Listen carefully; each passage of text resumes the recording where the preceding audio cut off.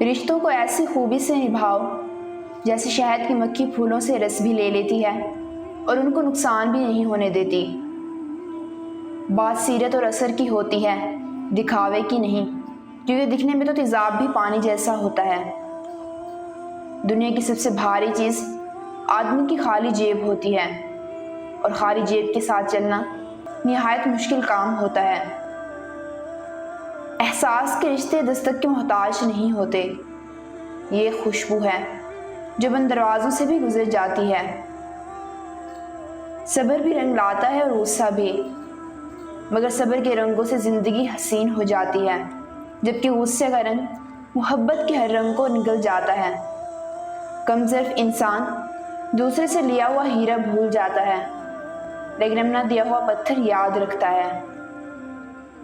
تجربہ وہ کنگھی ہے جو زندگی میں اس وقت ہاتھ آتی ہے جب بال جھڑ چکے ہوتے ہیں۔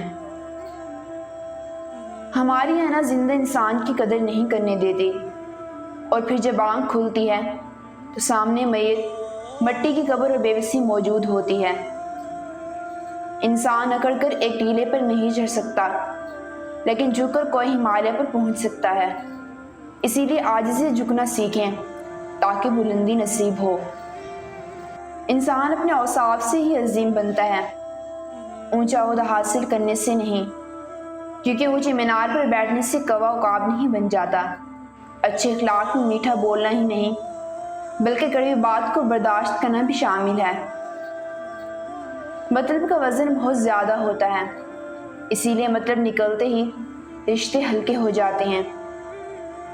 برداشت اور معاف کرنا انسان کی طاقت کی بہترین مثال ہے، جبکہ انتقام کی خواہش انسان کی کمزوری کو ظاہر کرتی ہے۔